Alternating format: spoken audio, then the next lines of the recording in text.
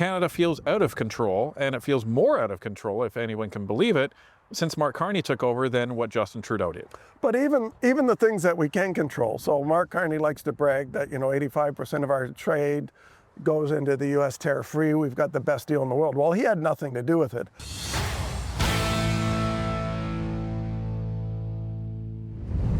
Ladies and gentlemen, we are here in the southwest corner of Nova Scotia in the Maritimes in Eastern Canada, and we are here with the former and to-be future Member of Parliament for South Shore St. Margaret, Rick Perkins. Rick, thanks for joining us on Northern Perspective. Great to be here, Ryan, and I guess you're just announcing, because I haven't really formally announced that I'm running again, but I am nominated, and it's pleased to do here. Pleased to do it here on Northern Perspective for everyone out there. Do you want me to do that over again? Because we can take that out if you want. Okay. That's good. Oh, that's good. Well, it's an amazing view that we have. It's a cloudy day here, but in some cases that makes for better lighting, so I won't complain. So, but thanks for having us here. It's great to come to the Maritimes. We were just in Alberta, and God, we have a beautiful country, don't we? It's amazing, yeah. Well, you were lucky to be out to the Stampede. I've been there a few times. It's a lot of fun. Sometimes it's even about going to the Stampede. Right. Sometimes you get to the Stampede while being at the Stampede. Yeah, but it's a great fun and beautiful country. You got to go up to the Rocky Mountains, I understand, which are spectacular, and of course coming so quickly to the East Coast and seeing the beautiful Atlantic Ocean. And we're here in the heart of the best lobster fishery in the world, if you like lobster out there. We're actually on Cape Sable Island, if you want to look it up on a map. We have about 2,500, 3,000 people that live in the community here. This southern part of Nova Scotia, almost everybody makes their living either directly or indirectly from the fishery, primarily lobster, but also other species like swordfish and halibut and a few other things.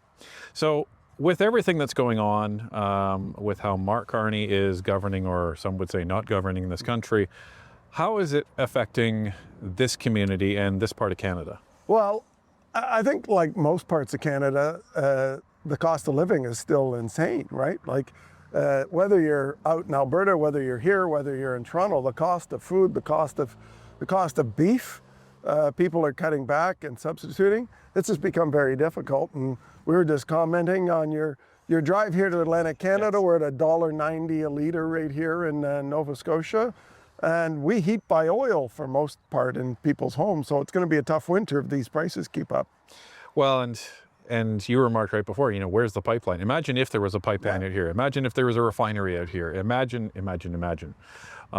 Things would be a lot different. And what Canadians don't know is there's a lot of natural resources locked into Eastern Canada that we're not exploiting either. Huge amount. Like we've got both our obvious resources of our renewable resources here of the seafood, but also lumber, which is a renewable resource. We have agriculture here as well, another renewable important resource that we have here. But we're talking about, when you talk about oil and gas, we have untapped potential off of Nova Scotia. They've been doing a lot better at it in Newfoundland than we have been here.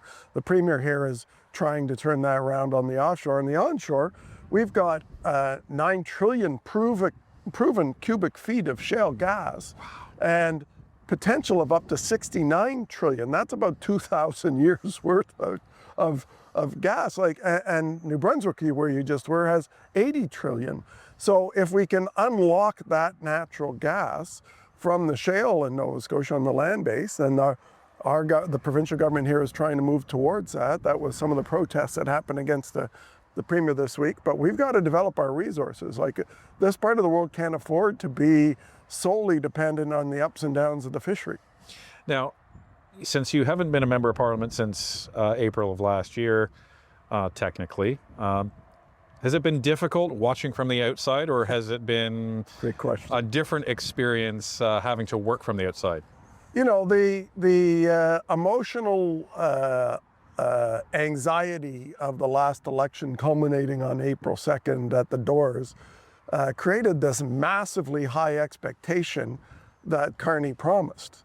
that he would deliver a deal, that we would have a better deal than we have now with Kuzma, that he was the master negotiator.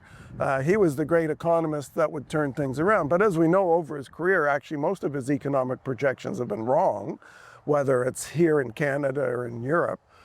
He projected that we would actually have de-inflation, that our prices would be going down after COVID, and we'd be a negative price situation where, in fact, we've got the highest price increases, particularly in food, in the G7.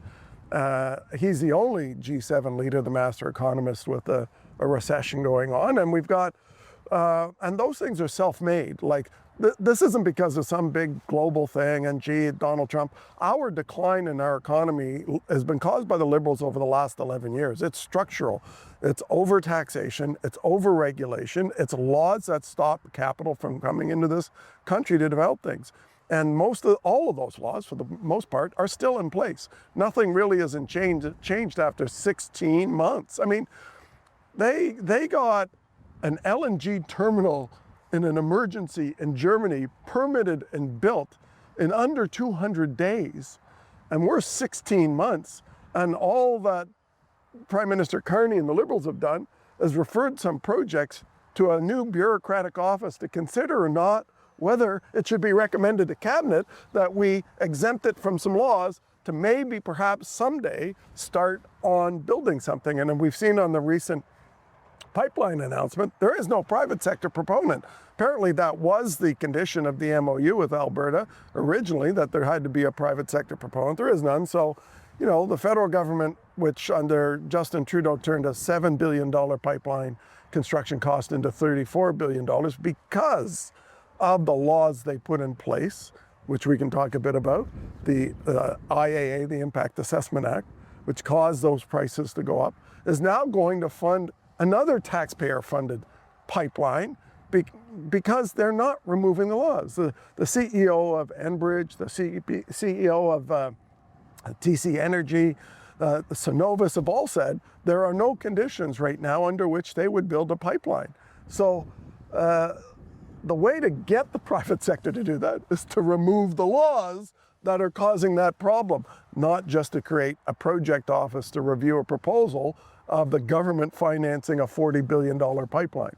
Well, and this is what we've been saying, and you don't have to be a expert in, you know, global natural gas distribution. You don't have to be a trained economist to understand that any private sector is not going to even consider investing money in a country where they're just getting a trust me bro assurance from the prime minister. You have all this legislation in place, and the prime minister on a whim can just decide, well, we're not going to worry about my verbal agreement with you because we're going to rely on all that legislation. So private sector companies, oil and gas companies, stand to lose billions of dollars if they start down a path and then that is reversed on them. And because it's happened before. It happened before. It happened in the pipelines out west. It happened with the Energy East pipeline here. The Northern Gateway pipeline had, I may have my numbers wrong, but something like 90 of 100 First Nations on side, had virtually all the permitting done, had over $600 million spent on that process, and then the Liberals pulled the plug on it. So why would you trust the Liberals that they're not going to pull the plug on this again when those laws are still in place? And it's because of our lack of ability to actually develop our resources as one of the drivers of why our economy is so poor, why we've had zero growth, essentially, in 11 years. And the result of that is as prices have gone up, salaries haven't. And so that is like a double whammy on people, right? Our salaries aren't going up, but the prices are going up. We're not creating the jobs and the wealth, so everything is doubly more expensive than it should be. We should be growing. We have everything the world wants. It's the only thing the Prime Minister says that's true. The fact is that he doesn't seem to understand that the laws that he was part of as an advisor to the Liberal government are the cause of this problem that we have. And government building stuff with taxpayer money that the private sector can finance, if the laws are correct, is not the solution. And it's just going to put us further into debt. And when you build these things and you have, as they did in the TMX pipeline under Justin Trudeau's laws, that they had to move 14 anthills and stop construction at a cost of $1 million an ant. These weren't special sort of Monty Python, African swallows or whatever carrying coconuts. They were just ordinary ants that you and I use ant out for.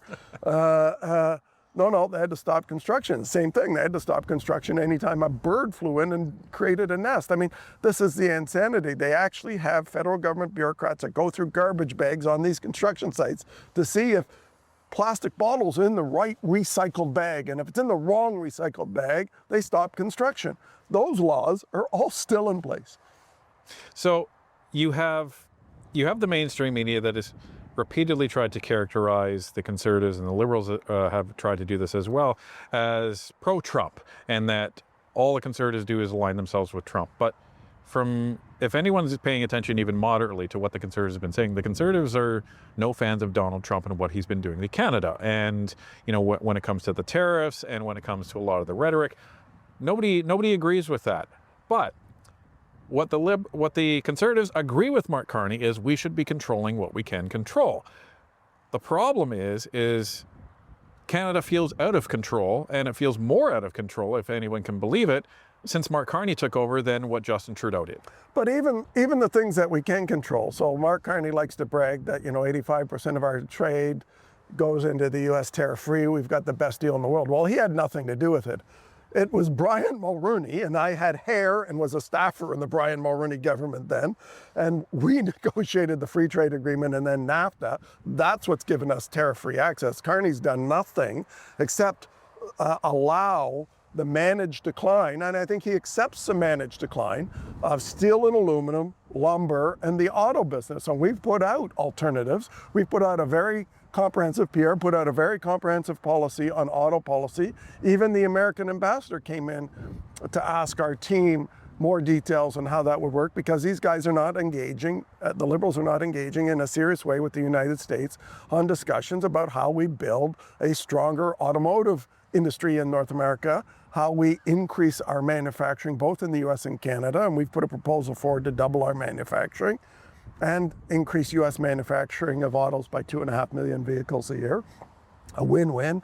We believe that there is a tariff deal, if you're willing to negotiate properly with creative policy, for steel, aluminum, autos, and lumber.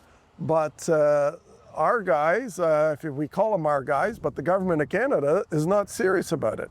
And so I think because Brian Mulroney negotiated 85% of our trade tariff-free, Carney's willing to skate on the work from the 1980s while he was still in school and do absolutely nothing. And what's frustrating, really, Ryan, is that that's not what he promised, right?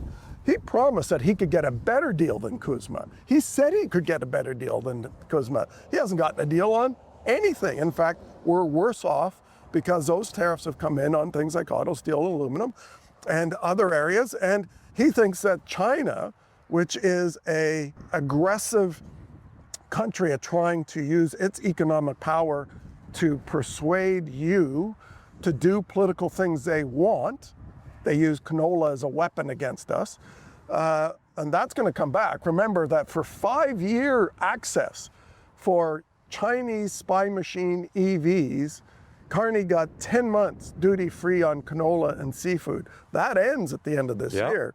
And I can tell you, when that 49,000 Chinese EVs gets ramped up here in Canada, which will be this year, China's going to put those tariffs back on seafood and canola and say, let the gates open on our EVs in Canada, or we're going to keep 100% tariff on those things again. And it doesn't take much rocket science to figure that out, but apparently the Liberals don't seem to understand that's the coercive economic lever that China uses against country. They are not our friend. They are our enemy. They try to destabilize our democracy. They interfere in our elections.